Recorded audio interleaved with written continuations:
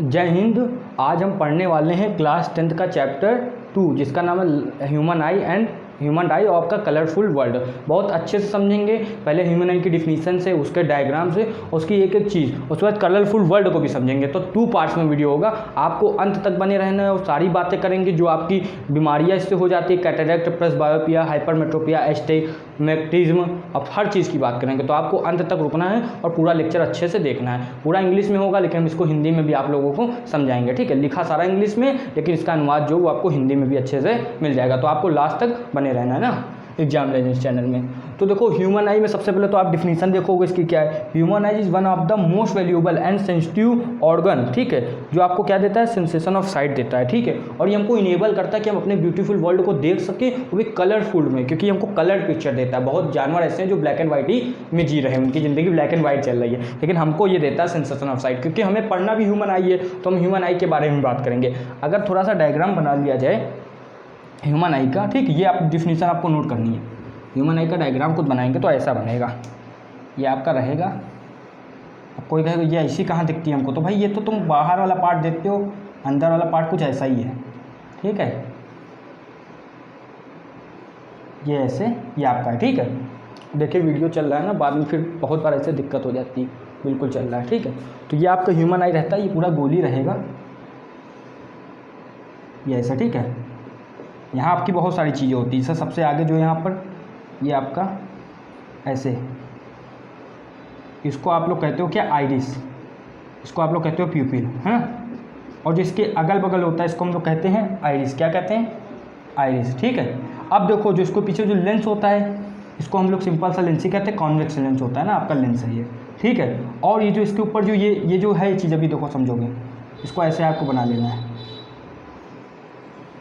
ये जो चीज़ है इसको हम लोग कहते हैं आपका एक्वस ह्यूमर, ये एक तरह का लिक्विड होता है, एक्वस ह्यूमर। सबकी डिफिनेशन लिखी हुई है, वो अभी समझेंगे।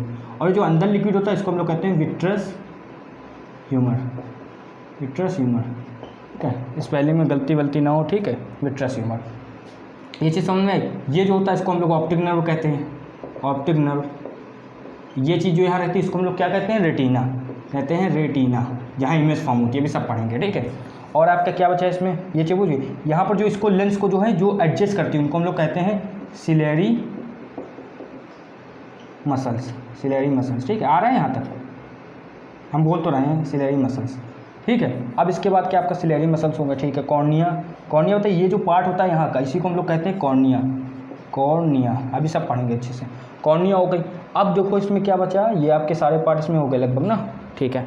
अब हमें जो पढ़ना है एक्वस विट्रस ह्यूमर पूरा बता दिया। ये जो यहाँ पर ऑप्टिक नर्व होती है, ठीक है, यहाँ पर कहीं आपका ब्लैक पॉइंट या डॉट पॉइंट ऐसे कुछ होता है, जहाँ पर अगर आपकी इमेज बनेगी, ब्लैंक पॉइंट जिसको कहते हैं। तो आप मतलब जो अंधे लोग होते हैं उनकी इमेज यहाँ पर बनती है, रेटिना में नहीं बनती है, ठीक है। अब इसमें जो एक एक पॉइंट है उसको हम लोग देखेंगे। जैसे लेंस, लेंस की डिफिनीशन क्या है, तो इट इज़ अ ट्रांसपेरेंट, जो एनसीईआरटी में लिखा है वो डिफिनीशन। ऐसा तो लेंस की बहुत डिफिनीशन है ह्यूमन आई के लेंस की। It is a transparent material lens, transparent material lens made by jelly like material, या फिर आप कहोगे मेम्ब्रेन से बना होता है, ठीक है। मेम्ब्रेन मतलब आप समझ रहे हो टिश्यू सेल्स से, ठीक है। देखो अब इसके बाद एक्वस ह्यूमर आ जाता है। ये बैक सरफेस ऑफ आई होता है, जो एक्वस ह्यूमर होता है ये पूरा जो बैक सरफेस है ना, ये भी लिक्विड होता है। विट्रस ह्यूमर आपका अंदर होता है ना। तो विट्रस ह्यूमर के भी साथ में तो इसको कहते हैं इस लाइन, इस आई लेंस, जो आपका आई लेंस है, ये आई लेंस इसका पूरा नाम है ना, आई लेंस। और आपके जो इसके बीच में क्या कहते हैं, रेटिना के बीच में ये जो लिक्विड है ना, ये जो लिक्विड है इसको हमने नाम दिया है आपका विट्रस ह्यूमर, ठीक है। ज़्यादातर यही होता है 90%। रेटिना जहाँ पर इमेज बनती है ये बैक सरफेस ऑफ आई के होता है, वो दिख ही रहा है, ठीक है। Optic nerve, nerve that carries message to brain, वो नर्व जो ब्रेन को मैसेज कैरी कराए, वो आपकी क्या होती है, नर्व सेल्स होती हैं। इनमें 2 सेल्स मेन होती है, रॉड और कॉन्स। रॉड जो इंटेंसिटी ऑफ लाइट के लिए होती है रिस्पॉन्सिबल, और जो आपका कॉन्स है वो कलर्स के लिए, मतलब कितनी वंडरफुल आपको इमेज दिख रही है, कितनी कलरफुल दिख रही है, ठीक। वंडरफुल के लिए तो आपका ये होगा कितनी साफ इमेज दिख रही है, और कलरफुल के लिए आपका कॉन्स होगा, लिख लो। रॉड जो है वो किसके लिए आपका, वो है इंटेंसिटी ऑफ लाइट के लिए, इंटेंसिटी। और कलर के लिए कौन है, कॉन्स, रॉड्स और कॉन्स, ठीक है। कॉन किसके लिए, कलर के लिए रिस्पॉन्सिबल है, ठीक। अब इसमें कुछ बचा, हाँ अभी तो ये चीज़ें बची हैं। आइरिस क्या है, देखो पहले तो प्यूपिल वो है जो स्मॉल होल होता है एलिस के अंदर, जिसके अंदर लाइट जाती है, और लाइट कितनी जाए, अंधेरे में ये बड़ा हो जाता है और सूरज के सामने या रोशनी में ये छोटा हो जाता है, ठीक है, कॉन्ट्रैक्ट हो जाता है। तो जो कॉन्ट्रैक्ट तो बड़ा होता है वो है आइरिस, और जिसके लिए होता है वो है प्यूपिल, ठीक है, याद रखना, जिसके अंदर लाइट जाती है, इसलिए वो ब्लैक होता है। और अगर कलर जिसका होता है, कलर डायग्राम जो होता है वो आपका ये कॉर्निया और लेंस के बीच में होता है, ठीक है, ये कॉर्निया और लेंस के बीच में होता है, यहाँ आगे कॉर्निया है पीछे लेंस है, ठीक है, इनके बीच में होता है, कोई बात नहीं, ठीक है। और इसको है कैसा, एक कलर डायग्राम होता है, किसी का नीला होगा, ब्लैक होगा, भूरा होगा, ऐसा हो सकता है, ठीक है। ब्लैक बहुत कम होता है, जो ब्लैक लोग मतलब कहते हैं इनकी ब्लैक आंखें वो थोड़ी सी ब्राउन टाइप की होती है अगर आप अच्छे से मानोगे, ठीक है, और ग्रीन भी होती हैं, अलग अलग हैं। चलो इतना नोट करो, अब इसके आगे हम लोग बीमारियाँ वगैरह देखते हैं। देखो उसको पढ़ने से पहले हम लोग एक ये छोटी सी चीज़ समझ लेते हैं, power of accommodation, power of accommodation. अभी होता क्या है, इसको सिंपल्स कहते हैं eye lens adjusting it's focal length, है ना, जो आई लेंथ अपनी एक फोकल लेंथ को एडजस्ट करता है। क्यों, मान लो अगर दूर का ऑब्जेक्ट देखना हो, when I want to see distant object, दूर का डिस्टेंट ऑब्जेक्ट तो क्या होता है, मसल आपकी क्या हो जाती है, मसल जो होती हैं ऑब्जेक्ट, तो मसल आपकी क्या हो जाती है, मसल्स रिलैक्स्ड हो जाती हैं। ऐसे में होता क्या है, जब मसल रिलैक्स होती है तो आपकी फोकल लेंथ है बढ़ती है, सब पढ़ चुके हैं लाइट चैप्टर में, तो आपका पावर जो है वो घट जाता है। इसी में क्या होता है, अगर पास की देखना है, नियर की देखना है, तो मसल आपकी कॉन्ट्रैक्ट हो जाएंगी, कॉन्ट्रैक्ट, ठीक है। इसमें क्या होगा, फोकल लेंथ आपकी जो है वो घट जाएगी और पावर बढ़ जाएगी, बस यही होता है power of accommodation, ciliary muscles यही करती हैं, ठीक है। आप कोई पूछते हैं आपका फार पॉइंट क्या होता है, फार पॉइंट किसी हेल्दी पर्सन के लिए है इन्फिनिटी, वो इन्फिनिटी तक देख सकता है, एग्जाम्पल के लिए हम लोग तारे तक देख सकते हैं, ठीक है। और नियर पॉइंट जो है जहाँ से आराम रहेगा वो है आपका 25 सेंटीमीटर, अगर अखबार पढ़ना है या किताब पढ़ना है तो 25 सेंटीमीटर देखना, ठीक है, फार पॉइंट और नियर पॉइंट। अब हम अपनी बीमारियों पे आ जाते हैं, उनके जुगाड़ पे। अब हम देखने वाले जो आपकी 5 हैं, वैसे तो 4 मेन, एक एक्स्ट्रा है, आपको जो जिससे डिसीज़ हो जाती हैं आँखों वाली, वो हमें देखनी है। तो सबसे पहले आती है मायोपिया, जिसको हम लोग कहते हैं आपकी शॉर्ट साइटेडनेस भी। क्या कहते हैं, शॉर्ट साइटेडनेस भी। इसका मतलब क्या है, साइटेडनेस मतलब शॉर्ट का पास का अच्छे से देख सकते हैं, नियर साइटेडनेस, लेकिन दूर का नहीं देख सकते। Person can see distant object clearly. इसमें है क्या, इमेज बिटवीन रेटिना और आपके कॉर्निया के बीच में बनेगी, लेकिन रेटिना में नहीं बनेगी, ठीक है, पहले बन जाएगी रेटिना के। क्यों होता है, अगर कर्वेचर जो लेंस है वो बहुत बड़ा हो गया है, इलोंगेशन जो आई बॉल है आपकी बड़ी हो गई है ना, जो पूरी आई बॉल है ये बड़ी हो गई है, ठीक है, इसलिए होता है इसमें। तो इसमें होती क्या, जो आपकी इमेज है पहले बनने लगती है। अगर आप इसको देखोगे तो मान लो ये आपकी आई है, तो इमेज यहाँ पर आपका रेटिना है कहीं, तो इमेज जो है आपकी यहीं पर बन जाएगी, रेटिना यहाँ पर, तो इमेज आपकी यहाँ पर बन जाएगी। समझ में आ रही। तो इसको सही करने के हम लोग क्या करते हैं, जो आपका डाइवर्जिंग लेंस है, कॉन्वेक्स लेंस जो है, कॉन्केव लेंस जो है वो डाइवर्जिंग है, तो ये दूर जाके कहीं यहाँ पर मिल जाएगा, यहाँ पर इससे दूर जाके यहाँ मिल जाएगा, समझ रहे हो, इसलिए हम लोग यहाँ पर डाइवर्जिंग लेंस लगाएंगे। फिर अगर हाइपरमेट्रोपिया की बात किया जाए तो पर्सन इसमें पास का नहीं देख पाता है। ये क्यों होता है, अगर डिक्रीज इन पावर लेंस हो जाए, ठीक है, या फिर शॉर्टनिंग ऑफ आई बॉल हो जाए, इसमें ज़्यादा प्रेशर डालने से ये होता है, ठीक है, ज़्यादा प्रेशर, मतलब शुरुआती से कहो तो किताब में घुस के पढ़े हुए हैं उनको दिक्कत होगी। किताब पढ़ना कुछ गलत नहीं, लेकिन ज़्यादा पास से नहीं पढ़ना, आपको दूर से पढ़ना, ठीक है, कभी ये दिक्कत नहीं आएगी चश्मे वाली। शॉर्टनिंग ऑफ आई, इसमें क्या होता है, आई बॉल बहुत कॉन्ट्रैक्ट हो जाती है ना, कॉन्ट्रैक्ट हो जाती है। इसके लिए कौन सा लेंस लगता है, ये वाला। क्यों भाई, देखो इसमें क्या होता है, इमेज बहुत बाद में बनती है, यहाँ कहीं बनती है, तो ये क्या करेगा, इसको कन्वर्ट करके यहाँ पर रेटिना में ले आएगा, इसलिए इसमें कौन सा लगता है, कॉन्वेक्स। इसके लिए लगता है आपका कॉन्वेक्स और इसके लिए लगता है आपका कॉनकेव, याद रखना, ठीक है। अब इसमें प्रेसबायोपिया में क्या होता है, ये बूढ़ों लोगों में होता है। इसमें क्या होता है, एजिंग की वजह से क्या होता है, जो आई लेंस की फ्लेक्सिबिलिटी बेकार हो जाती है, तो ना कभी पास का सही से दिखता है ना दूर का, ठीक है। ये बच्चों में होने वाली बीमारी नहीं, नए जवानों में, ये बूढ़ों में होगी जो 60 साल के हैं। और इसमें क्या होता है, आपकी जो सिलेरी मसल्स है, सारी मसल्स 60 के बाद थोड़ी सी ढीली पड़ जाती है, तो सिलेरी मसल्स जो हैं, जो पावर ऑफ एकोमोडेशन के लिए रिस्पॉन्सिबल है, वो भी ढीली पड़ जाती हैं, या फिर आप कहोगे वीक हो जाती हैं।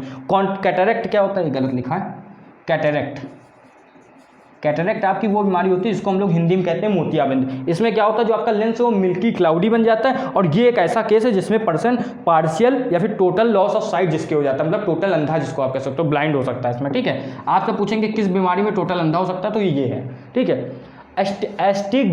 एस्टिग्मेटिज्म, ये एक्स्ट्रा आपकी बार एनसीईआरटी में तो नहीं है, लेकिन ये आपसे पूछ सकते हैं क्योंकि आपकी रेफरेंस बुक्स में है। तो इसमें इसकी सिंपल सी बात, अगर आप सीधा सीधा हॉरिजॉन्टल और आप वर्टिकल चीज़ों में फोकस ना कर पाओ तो आपको ये बीमारी है, ये जन्म से हो सकती है। अगर आपका इरेगुलर शेप है कॉर्निया का या डिस्टॉर्टेड है आपका लेंस, ये जन्म की बीमारी आप समझ सकते हो जेनेटिकली, ठीक है। इसमें आप लिख भी सकते हो जेनेटिकली ये बीमारी हो सकती है, जेनेटिक्स से फैल सकती है, ये भी है ना। और मतलब किसी के हो और दूसरे पर्सन के ना भी हो, जेनेटिक्स में ही होता है। कहो तो जनरेशन से चले ये चीज़, कहो तो एक के हो फिर दूसरे के ना हो फिर तीसरे के हो जाए, ये होता है इसमें। ये चीज़ समझ में आई। अब हम देखेंगे कलरफुल वर्ड। अब देखो हमें जो बहुत मेन टॉपिक है कलरफुल वर्ल्ड चालू हो गया, ठीक है। ह्यूमन आई खत्म यहाँ से। कलरफुल वर्ल्ड में जो सबसे पहली चीज़ है इसको हम लोग कहते हैं प्रिज्म, ठीक है। अगर कोई पूछे इसकी डिफिनीशन क्या होगी तो 2 ट्रायंगुलर आपके बेसिस से, ठीक है, और 3 रेक्टेंगुलर लेटरल सरफेसेस से बना होता है, उसी को प्रिज्म कहते हैं। अब इस 2D में हम लोग समझा नहीं पाएंगे, लेकिन आप ऐसे समझ सकते हो, मतलब किसी न किसी ने तो देखा ही होगा, ठीक है। या फिर आप ऐसे समझ सकते हो, इसके पीछे जो होगा एक ऐसे बना होगा, ठीक, और इसके पीछे जो होगा ये चीज़ एक ऐसे बनी होगी, ठीक है, और इन दोनों का जो जॉइंट है वो ऐसे पीछे होगा। समझ में आ रहा होगा, ठीक है। या फिर आपको इसको इसमें समझ सकते हो, अभी देखो कैसे प्रिज्म हम लोग देखने वाले हैं ना। प्रिज्म ये ऐसे रहता है और इसके पीछे भी जस्ट रहेगा। या फिर इसको डिफिनीशन जो, अगर केवल डिफिनीशन लिखनी है तो आपके 2 ट्रायंगुलर बेसिस और 3 रेक्टेंगुलर लिटरल सरफेस से बना हुआ है, लिटरल सरफेस से बना होता है, बस आपको इतना याद रखना, ठीक है। लिटरल सरफेस मतलब रेक्टेंगुलर को पूरा हम लोग नहीं लेते, सिंपल सी बात है, ठीक है। अब इसमें देखो क्या ये चीज़ समझ में आई पूरी अच्छे से, ठीक है। अब इसमें आपका ये है, ये तो 2 चीज़ें हो गई, ठीक है। अब ये प्रिज्म इसका हमको काम क्या है, तो ये हमारा करता है आपका स्कैटरिंग ऑफ लाइट, ठीक, यही करता है। या फिर डिस्पर्जन आप कह सकते हो, ये करता है हमारा डिस्पर्जन। दोनों में अंतर है जरा सा, डिस्पर्जन करता है ये हमारा। स्कैटरिंग ऑफ लाइट क्या है वो भी अच्छे से समझेंगे ना, वो टिंडल इफेक्ट भी उसी से होता है। तो अब आपका क्या है वो डिस्पर्जन, देखो अभी समझ में आएगा। हम लोग यहाँ से क्या एक मोनोक्रोमेटिक लाइट पास कराते हैं, मोनोक्रोमेटिक। मोनोक्रोमेटिक क्या है ना, बच्चे सब 10th में अभी नहीं पता होगा। तो मोनोक्रोमेटिक वो लाइट होती है जिसको हम लोग कहते हैं सिंगल लाइट, जैसे आपकी वाइट लाइट हो गई, सिंगल लाइट है बिल्कुल, ठीक है। या फिर आप कह सकते हो कोई भी एक लाइट ले लो। वैसे वाइट ही लाइट जो इसको मोनोक्रोमेटिक मांगना गया क्योंकि उसमें केवल एक कलर है ना, वो बात दूसरी, डिस्पर्जन के बाद 7 कलर हो जाते हैं, ठीक है। मिक्स कलर नहीं लेना, उसकी एक आइडेंटिटी है वाइट। तो यहाँ से हमने ये कलर लिया आपका, क्या कहते हैं, वाइट लेंगे। देखो कैसे, अब ये इसमें इंसिडेंट करानी है, तो इसमें इंसिडेंट कराने से पहले हम लोग एक नॉर्मल खींच देंगे, लाइट चैप्टर सबको याद होगा, ठीक है। तो ये यहाँ से ऐसे आई इंसिडेंट रे, यहाँ से 1 मिनट, ये इंसिडेंट रे ये आपकी नॉर्मल है, ठीक है, आपकी नॉर्मल है। ये इंसिडेंट रे आपके ऐसे आई यहाँ पर, ये हुई, ठीक है। अब क्या होगा आप जानते हो, यहाँ से क्या होगा, ये रेयर से डेंसर में आएगी तो कुछ ऐसे बेंड हो जाएगी। ये फिगर अब थोड़ा और अच्छा बने, ये यहाँ पर आई। अब क्या होगा, ये देखो समझना हो अच्छे से, ये आपका कौन सा एंगल है, इंसिडेंट है, ठीक है। तो अब इसको क्या होना चाहिए, बेंड होना चाहिए। तो ये बेंड होके कितनी बेंड होगी भाई, ज़्यादा ज़्यादा ये ऐसे बेंड होगी, ठीक है। तो ये आपकी कौन सी रे है, रिफ्लेक्टेड, ठीक है। अब लेकिन यहाँ पर फिर से एक नॉर्मल खींचेगी, नॉर्मल खींचेगी एकदम परपेंडिकुलर। नॉर्मल मतलब परपेंडिकुलर, और परपेंडिकुलर मतलब नॉर्मल। तो यहाँ से अब जो आपकी ये रिफ्लेक्टेड रे है ये आपकी कैसी चली जाएगी, आपकी बार दूर हो जाएगी, ठीक है। तो अब यहाँ पर जो एंगल बनेगा इसको हम लोग ई नाम देंगे, और ये जो आपका आर है और ये आपका कौन सा रहेगा, ये यहाँ पर समझ में आ रही ना बात, ये आपका आई है, ये आपका रिफ्लेक्टेड है, और ये आपका फिर से कौन सा हो जाएगा, इंसिडेंट अगर माना जाए इसको, तो ये आपका आई हो जाएगा, ठीक है। ये चीज़ पूरी समझ में आ रही, ठीक है। अब यहाँ से देखो इसमें करना क्या होता है, यहाँ से आपका ये जो है ये चीज़ जो है आप इसको हम लोग ऐसे ऊपर ले जाते हैं यहाँ पर, और यहाँ से ये वाली चीज़ को ऐसे ऊपर ले जाते हैं। ये लोग कहीं पर मिलते हैं जाके, तो इसका एक नाम है, इसको हम लोग कहते हैं एंगल ऑफ, भाई इसको ऐसे सीधा सीधा ऐसे निकल जाना था, ठीक है। ये थोड़ा सा डायग्राम गलत, मतलब थोड़ा सा समझ में ना आ रहा होगा तो आप देख लो, आप समझ में आ रहा होगा ना। इसको ऐसे जाना चाहिए था लेकिन ये यहाँ पर गई, तो कितने एंगल से डेविएट हुई, इसी को हम लोग कहते हैं एंगल ऑफ डेविएशन। सबके नाम लिखना, इसको कहते हैं एंगल ऑफ डेविएशन, दिखाते हैं हम लोग एंगल डी से। इसको कहते हैं एंगल ऑफ प्रिज्म, दिखाते हैं एंगल ए से, एंगल ऑफ प्रिज्म, ठीक है। इसको हम लोग कहते हैं एंगल ऑफ इमर्जेंट, जो बाहर आया है, बाहर माने इमर्ज माने बाहर निकलना, तो एंगल ऑफ इमर्जेंट है आपका, इमरजेंट। इसको हम लोग दिखाते हैं एंगल ई से, याद रखना, ठीक है। अब इसमें आपका क्या बचा, ठीक है। एंगल ऑफ रिफ्लेक्शन है, रिफ्लेक्शन है, याद रखना क्योंकि ये रिफ्लेक्ट हुआ है। ये एंगल ऑफ इंसिडेंट है, बाकी इसमें आपको कुछ भी लगभग नहीं बताना, ठीक है। अब डिस्पर्जन क्या होता है, डिस्पर्जन होता है स्प्लिटिंग ऑफ, आपका splitting of white light into 7 colours. अब ये 7 कलर्स कौन है, इसको आप ऐसे याद रखोगे। हाँ, ये बहुत सब छोटे में ट्रिक पढ़े, मतलब 9th में तो आती है। इसको हम लोग कहते हैं विब्ग्योर, ठीक है। वॉयलेट, एक मिनट, वॉयलेट, इंडिगो, ठीक है, ब्लू, ग्रीन, येलो, ऑरेंज और लास्ट में रेड। समझ में आई इतनी बात की नहीं? बिल्कुल अच्छे समझ में आई, ठीक है। अब देखो ये तो समझ में आई। इसके बाद आपका आता है, जल्दी जल्दी एक ही जगह हम समझेंगे, ठीक है। रेनबो, ज़्यादा बड़ा लेक्चर क्यों करें। तो रेनबो अब क्या होता है भाई, रेनबो ये होता है जब बारिश होती है तो सूरज के जस्ट अपोजिट में बनने वाली जो आकृति होती है, जो इमेज होती है, उसको हम लोग रेनबो कहते हैं। जिसमें आपके कितने कलर होते हैं, ये 7 के 7 कलर होते हैं ना। बहुत बार ये 7 कलर नहीं दिखते हैं, उसको हम लोग कहते हैं ये फुल रेनबो आपका नहीं बना, या फिर कमज़ोर बना है, या फिर कहते हैं इसमें उसकी कमी है। क्या कहते हैं, इसमें जो है आपके टोटल इंटरनल रिफ्लेक्शन की थोड़ी सी कमी रह गई। अब ये क्या, अभी ये भी समझ में आएगा। देखो यहाँ पर ये जो है वाटर की ड्रॉपलेट्स हैं, ये ऐसे ऐसे गिरेंगी यहाँ पर, ठीक है, ये गिर रही। तो कोई इसमें एक चीज़ होती है, या तो वाटर की ड्रॉपलेट्स बहुत बड़ी ना हो या बहुत छोटी ना हो, ये कहीं बीच में होंगी, ठीक है, तब जाके बनता है। और यहाँ से सूरज की रोशनी इनमें पड़ती रहती है, ठीक है। तो जो वाटर की ड्रॉपलेट्स होती है एक बड़ी सी बना लो, ठीक है। तो यहाँ पर सूरज की रोशनी इनमें पड़ेगी और टोटल इंटरनल रिफ्लेक्शन कर जाएगी। और जो रिफ्लेक्शन होगा ये एटमॉस्फेयर की वजह से 7 कलर में बढ़ जाएगा ना, जिसको हम लोग कहते हैं, इसका नाम भी है, इसका नाम है आपका एटमॉस्फेरिक रिफ्लेक्शन। अब ये एटमॉस्फेरिक रिफ्लेक्शन क्या है, जो एटमॉस्फेयर की वजह से हो, किसके एटमॉस्फेयर के, अर्थ के एटमॉस्फेयर की वजह से जो रिफ्लेक्शन होता है उसको हम कहते हैं एटमॉस्फेरिक रिफ्लेक्शन। समझ में आई बात, ठीक है। अब इसमें कुछ चीज़ें और आ जाती हैं, जैसे आपसे कोई कह दे ट्विंकलिंग ऑफ स्टार्स, ये क्यों होता है, ये भी समझो। ये सूरज से समझो, यहाँ पर हमारी अपनी धरती है, यहाँ पर आप हो, ठीक है, यहाँ पर ये आप हो ना। अब यहाँ पर ये जो सूरज है यहाँ पर है, ठीक है, ये आपको यहाँ पर ऐसे दिखना चाहिए, ठीक है। लेकिन समझो अच्छे से बात, ये आपके अर्थ के सरफेस में आएगा तो अर्थ क्या करेगी, इससे रिफ्लेक्शन करवा देगी, क्योंकि ये रेयर से डेंसर में आ रहा है, वैक्यूम से आपके इसमें मीडियम में आ रहा है, तो ये थोड़ी सी बेंड हो जाएगी। तो सूरज एक्चुअल में होगा यहाँ पर, समझ लो ना, सूरज है एक्चुअल में यहाँ पर, लेकिन आपको यहाँ से आता हुआ दिखेगा। अच्छे समझो, सूरज एक्चुअल में है तो यहीं पर जहाँ से आप देख लो, ठीक है, यहाँ से, लेकिन ये आपको कहाँ से दिखाएगा, आप इसको ऐसे करोगे तो आपको कहीं यहाँ दिखेगा। तो इसमें अंतर होता है 2 मिनट का, ठीक है। और ये अंतर सही कब होता है, ये होता है 12 बजे, जब ये दोनों आपस में कोलाइड कर जाते हैं, ये होता है, ठीक है। नहीं तो आप हमेशा 2 मिनट पीछे का देख रहे होते हो, ठीक है, ये चीज़ होती है, याद रखना, हमेशा 2 मिनट पीछे का और शाम में शायद 2 मिनट आगे का हो जाता है। ये चीज़ इतनी अच्छी समझ में आई, अब ये इतना नोट कर लो।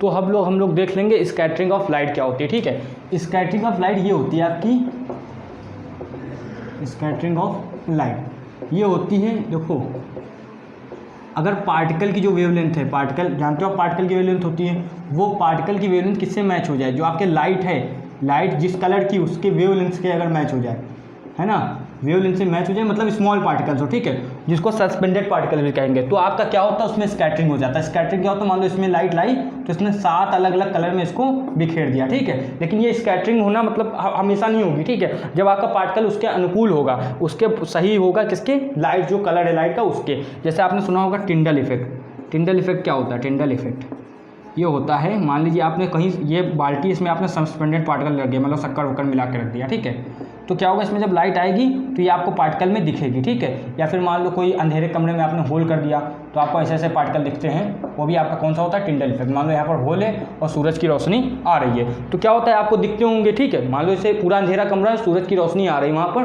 तो आपको छोटे छोटे पार्टिकल दिखते होंगे सस्पेंडेड, तो उनकी जो वेवलेंथ है वो लाइट की वेवलेंथ से मैच कर जाती है। आपको जो इतने छोटे पार्टिकल है वो दिखते हैं केवल टिंडल इफेक्ट की वजह से, और टिंडल इफेक्ट होता है स्कैटरिंग ऑफ लाइट की वजह से। ये चीज़ समझ में आई। अब आप लोग के मन में ये भी क्वेश्चन होगा कि आसमान जो है नीला कैसे होता है ना, और लाल कैसे होता है, सुबह को नीला है शाम को लाल है, यही चीज़ है ना। इसका भी जवाब है, स्काई ब्लू क्यों होता है ना, स्काई ब्लू क्यों होता है, और जो अपना सन है वो रेड क्यों हो जाता है, इन दोनों का सवाल। देखो हमने कहा है जो जिसकी कम वेवलेंथ होगी वो स्कैटर्ड होगा बहुत ज़्यादा, ठीक है। तो आसमान में ये जो इसकी बहुत शॉर्टर वेवलेंथ होती है, शॉर्टर वेवलेंथ, ठीक है, तो ये आपका क्या होता है, ये स्कैटर्ड होता है स्काई, इसलिए स्काई अपना ब्लू होता है, क्योंकि ये बहुत कम शॉर्टर वेवलेंथ का है, तो ये सबसे ज़्यादा स्कैटर्ड होगा, बाकी सब तेल लेने जाए, क्योंकि रेड की जो है वेवलेंथ बहुत ज़्यादा है, लार्ज वेवलेंथ, ठीक है। अब आप कहोगे फिर ये लाल कैसे होता है, ये सन जो है ये रेड कैसे होता है? ये इसलिए होता है क्योंकि सन जो होता है शाम के समय बहुत हमारे क्या होता है, शाम के समय जो होता है वो दूर होता है ना, तो उस समय, और सुबह भी यही चीज़ रहती है, तो उस समय बात ये होती है कि जब ये बहुत दूर रहता है तो इसकी वेवलेंथ बहुत ज़्यादा होती है, लार्ज होती है, तो ये क्या होती है, ये भाई सब पूरा ट्रैवल कर सकती है यहाँ तक, और जो सन को बाकी जो होती है वो भाई ट्रैप हो जाती है क्योंकि उनकी आपकी वेवलेंथ बहुत छोटी होती है, ठीक है, उस समय। तो उस समय जब बहुत दूरी से आती है तो आपको केवल रेड लाइट ही दिखती है, या फिर ऑरेंज कह सकते हो थोड़ी थोड़ी ना, जिसको भगवा भी कह सकते हैं। तो इसी के साथ क्या हुआ, आपका लगभग जो है चैप्टर हमारा कंप्लीट हो गया, ठीक है। इसमें एक आधे, अच्छा आप ये इतना नोट करो, एक आधी चीज़ें अगर और होंगी तो हम बता देंगे।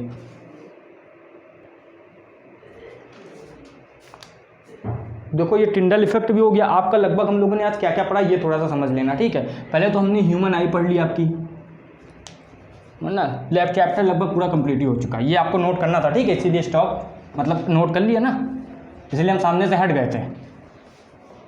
देखो हम लोगों ने क्या पढ़ा, थोड़ा रिवीजन कर लें बस। सबसे पहले पढ़ा हमने ह्यूमन आई, उसके सारे पार्ट्स के बारे में जाना, ठीक है, पार्ट्स के बारे में जाना, उसमें क्या क्या जानना है, आइरिस जाना, प्यूपिल को पढ़ा, ठीक है, आपका मसल्स पढ़ा, सिलेरी मसल्स जो थे, ठीक है, लेंस पढ़ा, उनकी जो आपके क्या कहते हैं आपके जो डिफेक्ट्स थे वो पढ़ा, जिनको हम लोग कह सकते हैं डिसीज़, ये सब पढ़ा कि नहीं पढ़ा, ठीक है। फिर हमने इसमें कलरफुल वर्ड में पहले तो प्रिज्म पढ़ लिया, प्रिज्म हुआ आपका, ठीक है। फिर हमने आपका डिस्पर्जन पढ़ा, रेनबो पढ़ा, रेनबो, ठीक है, आपका स्कैटरिंग ऑफ लाइट पढ़ा, और आपका स्कैटरिंग ऑफ लाइट पढ़ा, और आपका आसमान ब्लू क्यों होता है, रेड सन क्यों होता है, ये सब के बारे में पढ़ा। अगर इसका डिटेल्ड लेक्चर चाहिए आपको 3-4 घंटे का, या फिर एक एक टॉपिक को और अच्छे से समझना, तो आप हमें बताना, लेकिन 10th के हिसाब से 1 शॉट ही प्रेफर करो, अच्छी चीज़ है। बाकी आप NCERT से पढ़ सकते हो, ये लेक्चर देखने के बाद NCERT बहुत अच्छे से समझ में आएगी। आपको क्या करना है, इसे शेयर करना है, और बाकी भी हमारे लेक्चर जो 10th के पढ़े हुए हैं, 9th के पढ़े हुए हैं, अपने भाइयों के साथ शेयर करना है। 11th का जो हो उसको शेयर करें आप, 11th के भी हम लोग 11 चैप्टर्स कर चुके हैं, आपको बस शेयर करना है, हमें थोड़ा सा सपोर्ट करना है, क्योंकि हम ज़्यादा से ज़्यादा बच्चों तक पहुंचना चाहते हैं। अभी 10,000 से ऊपर व्यूज़ हो चुके हैं, हमें और इसके ऊपर करना है, धीरे धीरे पूरे इंडिया तक पहुंचना है। जब भी मैंने अपना कोचिंग वगैरह छोड़ के ऑनलाइन आ गया हूँ, क्योंकि इसी में हमको बहुत बच्चे मिल सकते हैं पढ़ाने के लिए, और मेरा एक्सपीरियंस देख के पढ़ाने कैसा है, कहीं सही होगा कहीं गलत होगा, लेकिन ज़्यादातर चीज़ें आपको सही मिलेंगी। ऐसे ही पढ़ाई करते रहिए। जय हिंद।